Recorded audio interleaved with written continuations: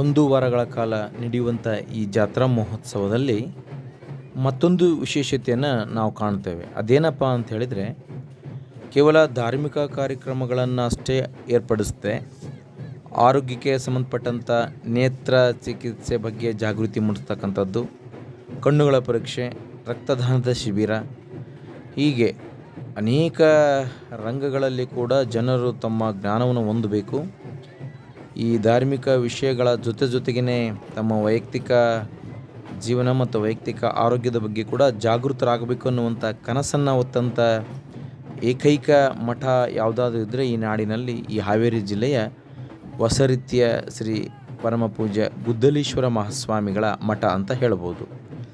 ಏಕೆಂದರೆ ಇವತ್ತು ಬಡವರು ಶ್ರೀಮಂತರು ಎಂದೇ ಸರ್ವರನ್ನು ಕೂಡ ಒಂದೇ ಕಣ್ಣಿನ ದೃಷ್ಟಿಯಲ್ಲಿ ನೋಡುವಂಥ ಪರಮ ಪೂಜ್ಯರು ಒಂದು ವಾರಗಳ ಕಾಲ ಈ ಜಾತ್ರಾ ಮಹೋತ್ಸವಕ್ಕೆ ಬರುವಂತಹ ಎಲ್ಲ ಭಕ್ತರಿಗೆ ಕೂಡ ಸುಮಾರು 50,000ದಿಂದ 1,00,000ದವರೆಗೆ ಕೂಡ ಭಕ್ತರು ಸೇರಿ ಒಂದು ವಾರಗಳ ಕಾಲ ಜಾತ್ರೆಯಲ್ಲಿ ಪಾಲ್ಗೊಳ್ತಾರೆ. ಪ್ರತಿಯೊಬ್ಬರಿಗೂ ಕೂಡ ಒಂದು ವಾರಗಳ ಕಾಲ ವಿವಿಧ ರುಚಿಕರ ಒಂದು ರೊಟ್ಟಿಯ ಊಟ ಆಗ್ಬೋದು, ಸಿಹಿ ಮತ್ತು ಉತ್ತಮ ರೀತಿಯಾದಂತಹ ಒಂದು ಪ್ರಸಾದದ ವ್ಯವಸ್ಥೆಯನ್ನು ವಿವಿಧ ಬಗೆಗಳಲ್ಲಿ ಭಕ್ತರೇನು ಸಮರ್ಪಣೆ ಮಾಡ್ತಾರೆ, ಅದನ್ನು ಭಾಳ ಸಾಂಗೋಪಾಂಗವಾಗಿ ಪ್ರಸಾದದ ವ್ಯವಸ್ಥೆಯನ್ನು ಕೈಗೊಳ್ಳೋದ್ರ ಮೂಲಕವಾಗಿ ಈ ಮಹಾಪ್ರಸಾದದ ಸೇವೆಗೆ ಕೂಡ ಹೆಸರುವಾಸಿಯಾದಂತಹ ಜಾತ್ರೆ ಅಂತ ಹೇಳಿದ್ರೆ ಈ ಒಂದು ಹೊಸರೀತಿ ಗುದ್ದಲೀಶ್ವರ ಮಹಾಸ್ವಾಮಿಗಳ ಜಾತ್ರೆ ಅಂತ ಹೇಳ್ಬೋದು.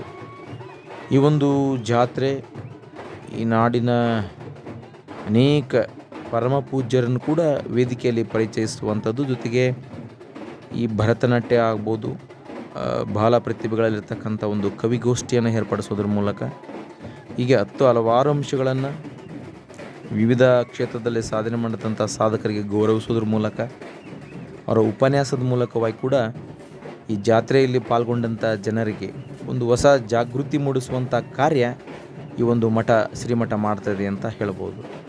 ಹಾಗಾಗಿ ಏನೇ ಇರಲಿ, ಪ್ರತಿ ವರ್ಷವೂ ಕೂಡ ವಿಭಿನ್ನ ಕಾರ್ಯಕ್ರಮಗಳನ್ನು ಆಯೋಜನೆ ಮಾಡೋದ್ರ ಮೂಲಕ ಪರಮ ಪೂಜ್ಯ ಶ್ರೀ ಗುದ್ದಲೀಶ್ವರ ಮಹಾಸ್ವಾಮಿಗಳು ಮಾಡುವಂತಹ ಪ್ರತಿಯೊಂದು ಧಾರ್ಮಿಕ ಕೆಲಸ ಕಾರ್ಯಗಳು ಕೂಡ ಸಮಾಜವನ್ನು ತಿದ್ದುವ, ಸಮಾಜವನ್ನು ಪರಿವರ್ತಿಸುವಂಥ ಕಾರ್ಯ ಇಲ್ಲಿ ಬಹಳ ಮೇಲ್ನೋಟಕ್ಕೆ ಕಂಡು ಬರ್ತಾಯಿದೆ. ಇದು ಬಹಳ ಇವತ್ತಿನ ದಿನಮಾನಗಳಲ್ಲಿ ಅವಶ್ಯವಾಗಿ ಅರ್ಥಪೂರ್ಣವಾಗಿ ಆಗಿರುವಂಥ ಕಾರ್ಯ ಅಂತ ಮಹಾಸ್ವಾಮಿಗಳು ಇಂಥ ಕಾರ್ಯಗಳನ್ನು ಮಾಡೋದ್ರ ಮೂಲಕ ಸಮಾಜದ ಪರಿವರ್ತನೆಗೆ, ಜನರ ಒಂದು ಅಜ್ಞಾನವನ್ನು ದೂರ ಮಾಡಿ ಜ್ಞಾನದೆಡೆಗೆ ಜನರನ್ನು ಪರಿವರ್ತಿಸಿ ಇವತ್ತು ಸಮಾಜದ ಉದ್ಧಾರಕ್ಕಾಗಿ ತಾವುಗಳು ಶ್ರಮಿಸುವಂತಹ ಈ ಜಾತ್ರೆಯ ಮೂಲಕ ಕೈಗೊಳ್ಳುವ ಎಲ್ಲ ಪ್ರತಿಯೊಂದು ಕಾರ್ಯಗಳು ಕೂಡ ಒಳ್ಳೆಯ ಉತ್ತಮ ಸಂದೇಶವನ್ನು ಸಾರ್ತಿವೆ ಅಂತ ನಾವು ಹೇಳ್ಬೋದು.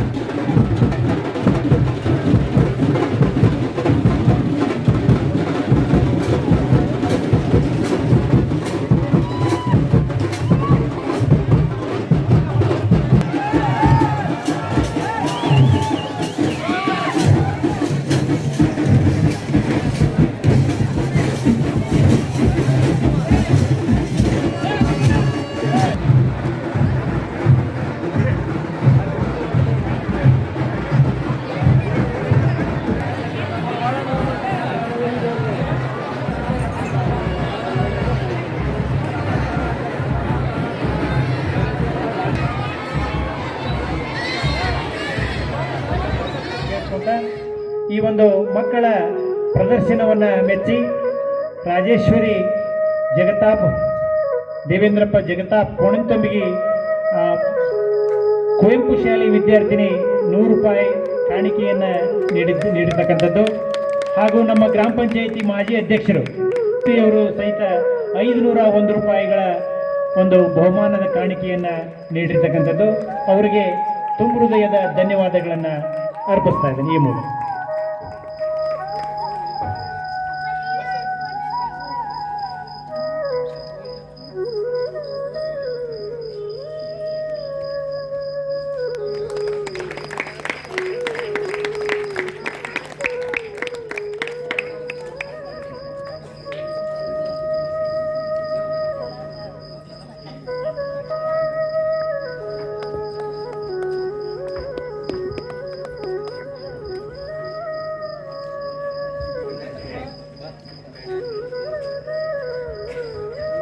ಇಲ್ಲಿಯವರೆಗೆ ಒಂದು ಯೋಗ ಪ್ರದರ್ಶನಕ್ಕೆ ಈ ಒಂದು ಜಾತ್ರಾ ಮಹೋತ್ಸವದಲ್ಲಿ ತಮ್ಮ ಕೃಪಾಶೀರ್ವಾದವನ್ನು ನೀಡಿ ಅವಕಾಶವನ್ನು ಮಾಡಿಕೊಟ್ಟಿರ್ತಕ್ಕಂಥ ಪೂಜ್ಯ ಗುರು